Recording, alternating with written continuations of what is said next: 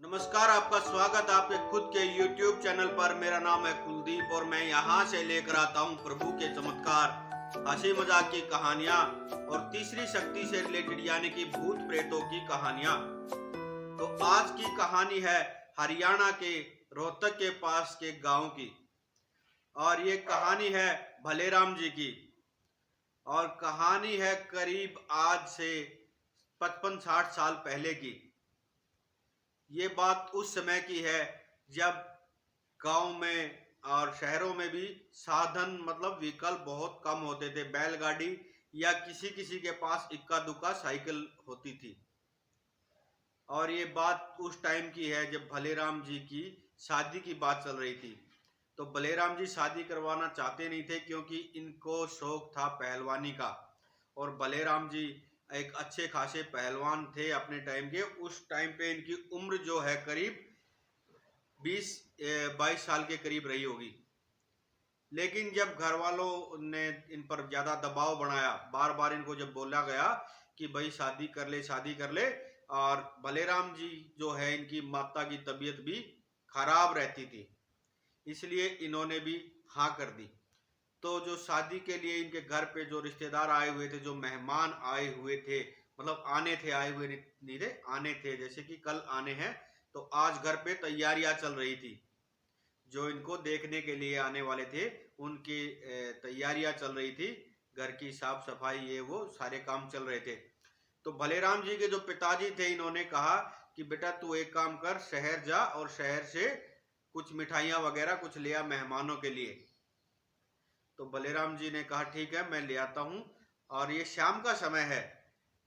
तो देखिए, पहली बात तो व्हीकल नहीं है कोई, इनके पास तो साइकिल भी नहीं थी। ये एक दो पड़ोसियों के पास गए जिनके पास साइकिल थी, वो मांगने के लिए, तो इन्हें साइकिल नहीं मिली। फिर इन्होंने सोचा कि मैं बैलगाड़ी लेकर ही शहर चला जाता हूँ, यानी कि रोहतक, इनके नजदीक शहर लगता था रोहतक। तो ये इन्होंने सोचा कि मैं बैलगाड़ी लेकर ही निकल जाता हूँ और टाइम से आ जाऊंगा, कोई समस्या नहीं है। और इनको कुछ अनाज की बोरियां भी शहर लेकर जानी थी, किसी ने मंगवाई हुई थी। तो इसने सोचा दोनों काम एक साथ हो जाएंगे। इसने बैलगाड़ी में कुछ अनाज की बोरियां रखी और शहर के लिए चले गए। जब ये शहर पहुंचे और वो बोरियां वगैरह उतारने में इनको काफी देर हो गई थी, मतलब करीब 8-8:30 बजे का टाइम हो गया था, अंधेरा काफी हो चुका था। और वैसे भी आज अमावस्या की रात थी। तो अमावस्या की रात वैसे भी बहुत गहरा अंधेरा होता है, आप सबको पता ही होगा। और उसके बाद ये मिठाई वगैरह की दुकान पर गए, मिठाई वगैरह इन्होंने ली, काफी सारी मिठाइयां इन्होंने ली। और मिठाई वगैरह लेने में ये और भी ज्यादा लेट हो गए। और इन्होंने अपनी बैलगाड़ी में पीछे जो स्पोर्ट के लिए एक डंडा होता है, उस पे जो 4-5 किलो मिठाइयां इसने ली थी वो बांध दी एक थैले में, और ये चल पड़े अपनी बैलगाड़ी लेकर। ये आधे रास्ते में आ चुके थे बैलगाड़ी से, तभी अचानक से इनके बैल जो है थम गए। और कच्चा पक्का सा रास्ता था। इन्होंने बहुत कोशिश की, बैल जैसे बेकाबू से हो रहे थे, मतलब उछल रहे थे, कूद रहे थे, लेकिन आगे नहीं चल रहे थे। तो भलेराम जी की नजर जैसे ही रोड के रास्ते के साइड में एक पेड़ पर के पास गई, तो इन्होंने देखा कि वहां पर कोई महिला सफेद कपड़ों में खड़ी है। अंधेरी रात है, अमावस्या की रात है, फिर भी उसके कपड़े जो है चमक रहे हैं अलग से सफेद, और चेहरा भी चमक रहा है एकदम से। तो बलेराम जी के मन में देखिए डर वगैरह कुछ था ही नहीं, क्योंकि वैसे भी ये पहलवान थे। तो इन्होंने कहा कि बहन जी आप कौन हैं और यहाँ पर इतनी रात में क्या कर रही हैं? आपको पता है कैसा सुनसान रास्ता है, क्या कर रही हैं आप यहाँ पे अकेले? आप एक काम कीजिए, आप सामने से हट जाइए, शायद आपकी वजह से मेरे बैल आगे नहीं जा रहे हैं, आप पीछे आइए। तो जैसे कि ऐसा लगा जैसे उस महिला ने इनकी बात सुनी है, लेकिन वो कुछ बोली नहीं है अभी, और इनकी तरफ बढ़ रही हैं। इनको कोई दिक्कत ही नहीं थी, अपने बैलों को थाम रहे थे, नीचे उतरे हुए थे गाड़ी से, और बैलों को ये संभालने की कोशिश कर रहे थे। और वो महिला इनकी गाड़ी से पीछे आकर खड़ी हो गई। और बलेराम जी ने फिर से इनसे पूछा कि आप कौन है और यहाँ क्या कर रही हैं? तो उस महिला ने जो है बलेराम जी को अब जवाब दिया कि देखिए मैं शहर गई थी और किसी काम से, आते आते मैं लेट हो गई, मैं रास्ता भटक गई हूँ और मुझे उस गांव में जाना है। किसी गांव का इन्होंने नाम बताया। तो बलेराम जी ने कहा कोई बात नहीं, मैं आपको ले चलूंगा बहन जी, ये बहुत सुनसान रास्ता है, आप मेरे गांव के रास्ते में ही आएगा ये गांव, मैं आपको छोड़ दूंगा, आप मेरी गाड़ी में बैठ जाइए। और वो महिला बड़े आदर से इन्होंने अपनी गाड़ी में बैठाया उस महिला को और उनसे बात करने लग गए कि देखिए बहन जी, ये तो मैं आपको मिल गया, अगर और कोई होता तो आपके साथ कुछ भी गलत हो सकता था। और वो महिला जो थी उन्होंने कहा कि मैं अपनी किसी सहेली के साथ आई थी और वो सहेली मुझसे बिछड़ गई, पता नहीं वो कहाँ गुम गई, और इसीलिए मेरे को जो है ना उसको ढूंढने में लेट हो गया और इतना टाइम हो गया मुझे। तो बलेराम जी ने कहा कोई बात नहीं बहन जी, आप आराम से बैठिए, मैं आपको आपके घर तक पहुंचा दूंगा। अब वो महिला चुपचाप पीछे बैठी है, बलेराम जी बातें कर रहे हैं लेकिन वो अब कोई भी जवाब नहीं दे रही है इनको। जी हाँ, अब ये इनको कोई जवाब नहीं दे रही है और बलेराम जी भी अपना बैलों को चलाने में लगे और बैल भी इतनी स्पीड से चल रहे हैं जैसे कि इनके पीछे कोई लगा हो। बहुत तेज तेज भाग रहे हैं, ना ये गड्ढा देख रहे हैं ना पत्थर देख रहे हैं, सिर्फ भाग रहे हैं बहुत स्पीड से। बलेराम जी उस महिला से बातें करते हुए जा रहे हैं लेकिन वो कोई जवाब नहीं दे रही है। अब काफी देर जब हो गई बैलों को भी चलते चलते, और बैल तो रुकने का नाम ले ही नहीं रहे हैं, बहुत स्पीड से वो भाग रहे हैं बगैर कुछ देखे हुए गड्ढा पत्थर वगैरह। और भलेराम जी उनको कंट्रोल करने में लगे हुए। काफी देर से जब ये बातें करते करते हो देख लिया कि कोई जवाब नहीं आ रहा है तो इन्होंने पलट के देखा। वो महिला जो है वो इनका मिठाई का थैला खोल चुकी थी और उसमें से मिठाइयाँ वो खा रही थी। जी हाँ, जब इन्होंने देखा कि ये तो बहुत गलत इन्होंने किया तो बलेराम जी ने कहा कि बहन जी आपने क्या किया, मैं तो मेहमानों के लिए ये लेकर जा रहा था, ये आपने गलत किया। और देखिए महिला थी, इस वजह से ये एक पहलवान है, ये कुछ गुस्से में भी उनसे नहीं बोल सकते थे। देखिए क्योंकि पहलवानों की कुछ मर्यादाएं होती है और जो असली मर्द होता है, जो सही इंसान होता है, वो कभी औरतों और बच्चों पर गुस्सा नहीं करता और हाथ तो बिल्कुल ही नहीं उठाता।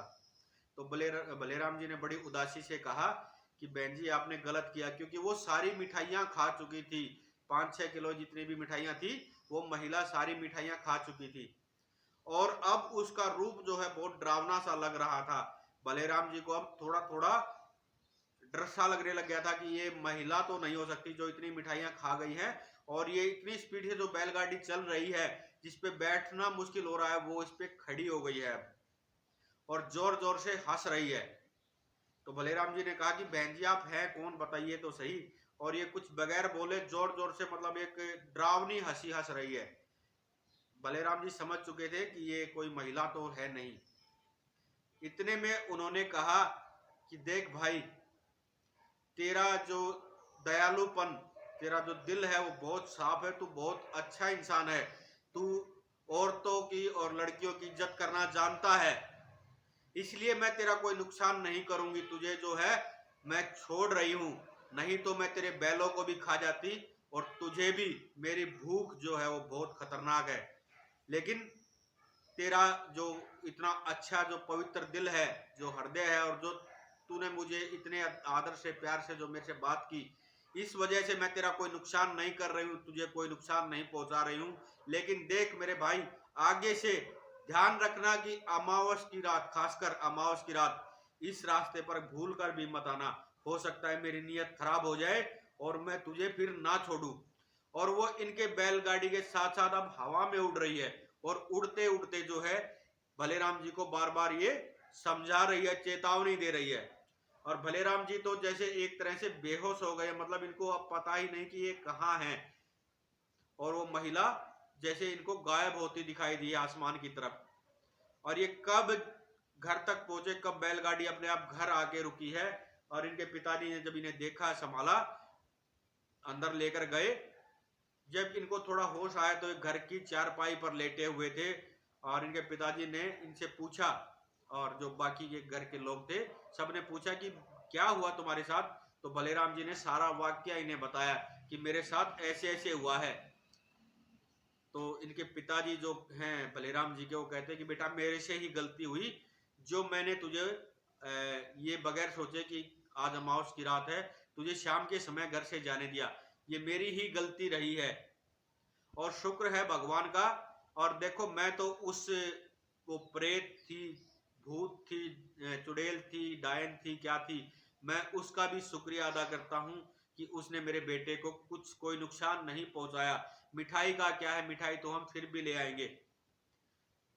तो ये थी दोस्तों आज की कहानी।